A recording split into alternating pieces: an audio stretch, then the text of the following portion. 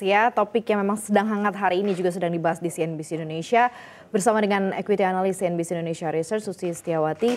Kita sudah mention juga kemarin soal masalah aksi menggoreng ini kita udah sempat bahas gitu ya, tapi pengen ke IHSG dulu dengan optimisme 36.000 di 10 tahun mendatang. Kalau kita lihat track recordnya IHSG di 20 tahun terakhir itu kenaikannya memang cukup signifikan ya. Kalau 20 tahun terakhir itu sekitar di 2004 itu masih di 1000-an ternyata IHSG.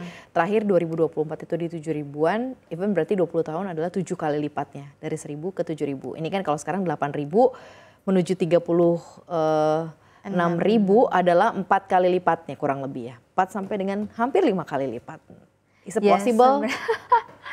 Bisa-bisa aja ya, tapi sebenarnya ya tentu harus didorong sama pertumbuhan ekonomi dong. Karena kalau cuma ngarep kayak dari kenaikan saham-saham konglo, menurut saya nggak bisa sustain. Fundamental deh, kalau kita balik ke fundamental. Kalau kita ngomongin fundamental ya harus dari perekonomiannya dulu. Kalau sekarang kan sebenarnya kenaikan IHSG itu bukan ditopang sama fundamental menurut saya, tapi ya memang saham-saham ya memang justru dominan di konglomerat. Karena market cap-nya itu sekarang saham-saham konglo itu udah besar-besar sekali, udah menyaingi beberapa market cap saham-saham yang dulu masuk di blue chip sekarang udah terkalahkan gitu market cap-nya. Bahkan BCA aja udah sempat terkalahkan sama brand gitu, paling contohnya, paling simpelnya. Jadi menurut saya kalau mau optimis ke 36.000 di 2035, berarti kan itu jaraknya cuma 10 tahun aja nih Maria. 10 tahun menurut saya itu butuh struggle loh untuk ke 36.000 itu kan naiknya 4 sampai 5 kali. Jadi kalau kita mau sustain ke situ, pertama adalah investor harus diberikan kepercayaan dulu fundamentalnya. Yang pertama, kalau ekonomi kita seperti yang dibilang Pak Purbaya tetap konsisten di atas 6%, bahkan lebih dari 6%, menurut saya belum cukup. Menurut saya sih bisa-bisa aja gitu, tapi mungkin kalau ke 36.000 menurut saya terlalu optimis ya. Karena kalau kita berkaca 5 tahun terakhir nih, Maria, itu kan pertumbuhan IHSG itu naiknya 60%. Kalau kita berkaca di 5 tahun terakhir ya tambahin aja 60% lagi, 60% kurang lebih di level 20 ribuan.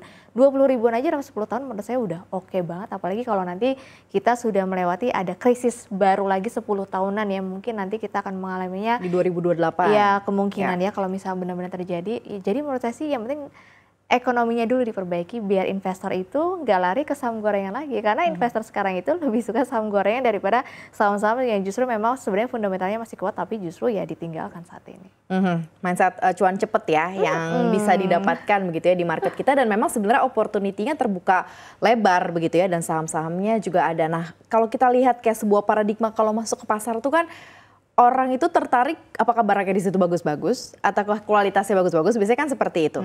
Nah ketika kemudian investor mencoba untuk mendescribe pasar Indonesia, khususnya pasar saham gitu, mereka kan harus ngelihat dong apakah opportunity-nya bagus-bagus, apakah secara kinerja juga keren-keren sehingga mau beli gitu, sehingga mau masuk. Nah sejauh ini seperti apa itu sebagai satu daya tarik, Susi? Selain tadi ada yang mungkin punya dana besar gitu ya, capnya seperti saham konglo yang memang lagi ambil panggung nih di market kita. Iya, sayangnya ya Maria ya, kalau kita ngomongin tren cara investasi saat ini dengan 20 tahun lalu, itu sebenarnya trennya tuh berubah.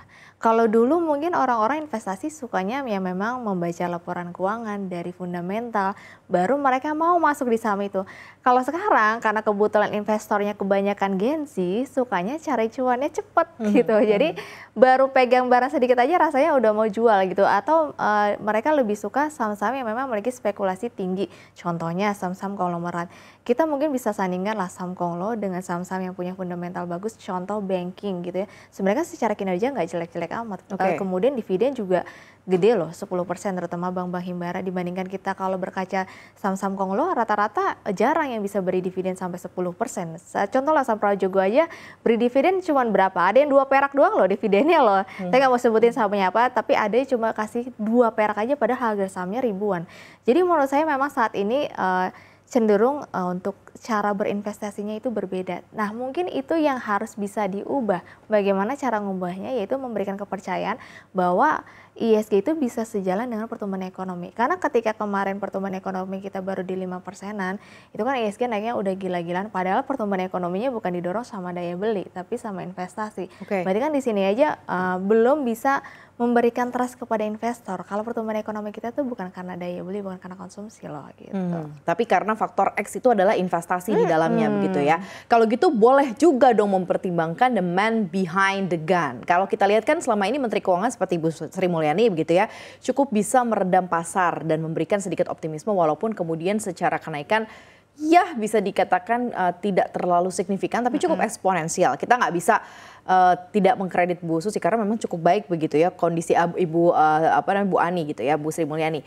Nah sekarang ini kan ada Pak Purbaya yang cukup optimis gitu dengan statement-statementnya. Nah apakah kemudian statement 36.000 IHSG ini justru malah bisa bikin kepercayaan diri para investor justru untuk masuk karena yakin sama the man behind the gun-nya ini, sosok di balik senjatanya? Menurut saya sih bisa, karena Pak Purbaya itu adalah dulunya orang market ya. Dia sangat mengerti market sekali, jadi pasti setiap apa yang dia ucapkan, pasti dia harusnya udah punya planning. Menurut saya planningnya itu udah kelihatan, dia sekarang mau banjirin likuiditas, bukan Bank Himbara doang, tapi bank daerah juga udah mau disuntik juga gitu ya. Kemudian juga kalau kita lihat kemarin dia mau bikin program yang untuk, kemarin kan ada program gelombang 1, gelombang 2 yang stimulus ekonomi. Betul, ya. Ini nanti 3. Ada gelombang 3. Jadi menurut saya harusnya ini bisa menjadi booster di mana menjadi landasan dan juga dasar bahwa pertumbuhan ekonomi bisa naik ya dari situ. Tinggal memang prosesnya aja, namanya juga baru stimulus dijalankan, likuiditas baru dibanjiri, itu kan butuh proses. Apakah nanti berhasil, apakah nanti tidak ada kredit macet, berarti kan ini PR pemerintah juga memberikan keringanan bunga, keringanan beban agar masyarakat ini bisa terus ekspansi tanpa harus memikirkan beban yang tinggi, beban kredit yang tinggi. Nah kalau itu sudah substan, sudah stabil, menurut saya ekonomi akan jalan dengan sendirinya. Dan nantinya investor yang tadinya main saham gorengan itu akan berubah sendiri gitu loh, berubah sendiri, balik lagi ke fundamental. Akhirnya ya IHSG kita bisa dipercaya asing lagi karena sekarang menurut saya pergerakan saham kita itu justru cenderung itu sama domestik ya. Kalau asing menurut saya sih sekarang masih kayak ragu-ragu gitu karena memang kan belum kelihatan hasilnya. Makanya banking kemarin sempat naik tapi habis itu dijual asing lagi karena mungkin asing masih belum memberikan trust apakah program-program ini berhasil. Jadi menurut saya program ini harus ditunjukkan dulu hasilnya baru nanti investor asing masuk lagi dan itulah yang bisa mendorong IHSG ke level yang ditargetkan Pak Purbaya. Berarti